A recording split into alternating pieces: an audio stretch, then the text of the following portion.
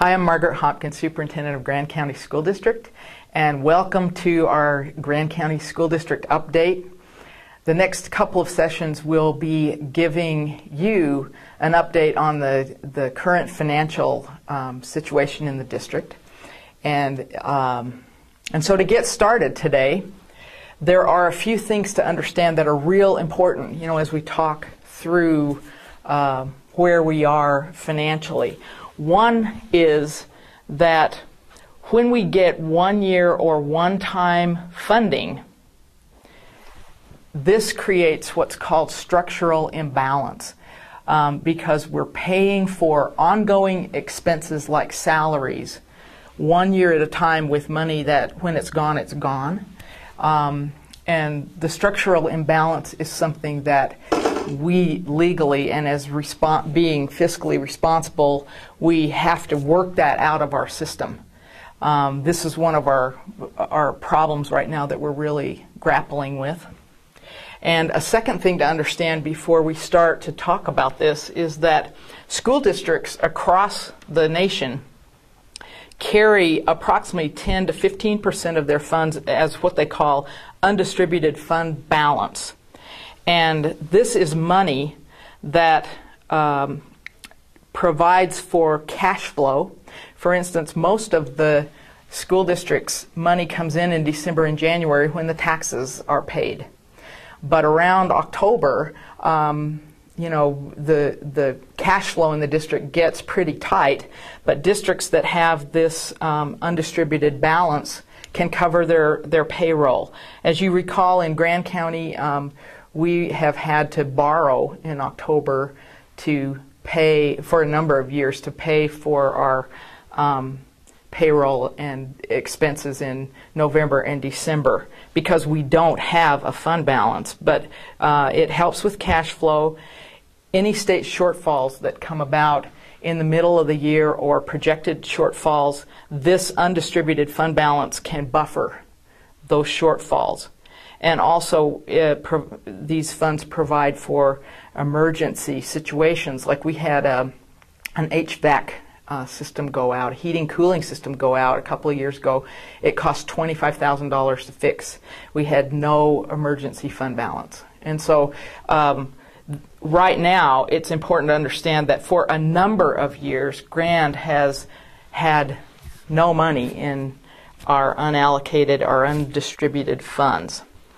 So I want to just go back in history a little bit because prior to 2007-08, this school year, the federal, state, and local funding was fairly stable. It would go up and down, but it was fairly stable. But starting in the year 2008-09, we foresaw that we would have some shortfall. And if you remember, we had what was called a federal stimulus package. And this money came out to school districts to cover any shortfalls so we didn't have to make any layoffs. And we planned plan to use this stimulus money over 2 years. And our plan was fine. We were looking, it was going to be hard because we didn't have a fund balance, but we had it all planned. And as you remember, in September of 2009, the district discovered that it had been using restricted money in ways that it shouldn't have been using. And these accounting errors led us to be overstaffed. We were spending money we had all the money there, but it was being spent in the wrong category. And in September of 2009, when our business administrator died, we discovered this. We had a huge gap right here that we had to fix immediately. And we did get help from the state, as you recall. We became a distressed district, and we immediately started to have our employees pay into their benefits, and we did come up with money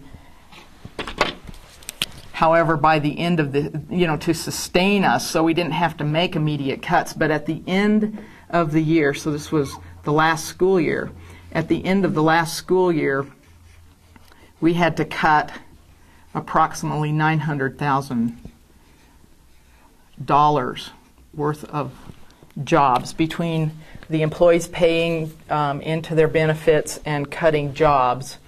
This accounting error was fixed. And so that's another real important concept to understand. The accounting error was fixed last year. We made the cuts that we needed to make to adjust for this over expenditure in this account, and that's behind us now. Okay, and so what this means is, beginning with this school year, Grand County School District is in the same boat as every other district, not only in the state of Utah, but across the nation. We are working with the shortfall in education funding that's coming from the state, federal, and the local levels. And as you remember, when we have one-time money that's covering our salaries and benefits and ongoing expenses, this creates what we call structural imbalance, because once that money's gone, it's gone. And we have another little set of money here. Once it's gone, yet we have ongoing salaries we're paying. We were incredibly fortunate that we had a donor, an anonymous donor, step in at the nearing the end of last year, and this person contributed $700,000 to help get the district through this current year. In addition, the legislature passed what was called House Bill 295, and that just said for 2 years. So I'm going to go in here. We consider this one-time funding, even though it lasts 2 years, because it's just there 1 year and then it's there again 1 more year and then it's not there. But for 2 years, we could use some of our capital outlay money for salaries and what we determined we needed it for. So Grand is right now using $575,000, and we're projecting it'll be about the same next year. But we had this donor step in and the House bill pass, and so that the shortfall that we anticipated this year, which does add up to $1.2 million. We have had a cut of about 14% of our funding from federal, state, and local in Grand County, and that 14% adds up to about $1.2 million of cuts. And so we didn't have to make those cuts because we ended up with a donation, and we ended up with some 1-year authority for 2 years in a row to move that money. So we did make our cuts to fix our accounting, and that's done. But now we're working with this. What we perceived happening and we projected was that at the end of this school year, we would have to be cutting $700,000 because the donor money would be gone. Then after this year, we would have to cut another approximately $600,000 or $575,000. So we saw these kind of cuts coming. But the donor has stepped in, and the donor has said, I would rather than have you do this 1 more year, because we can't expect the donor each year to donate this type of money. The donor said, instead of spending this $700,000 in 1 year, and then this at the end of the school year 2011-12, we'd have to cut $1.2 million all at once. The donor said, rather than do that, just use this money, carry it ahead, and take the cut down gradually. So the board right now is looking at the end of this existing school year, because we don't need to cut the entire $700,000, we'll cut $350,000. And you may be hearing of some layoffs. They're occurring right now. We're cutting $350,000. That will carry us through the next school year. At the end of the 2011-12 school year, we plan right now to cut $400,000. And again, we're just carrying the one-time money forward. And then at the end of the 12-13 year, we will achieve structural balance because we'll do the remaining cut of $450,000.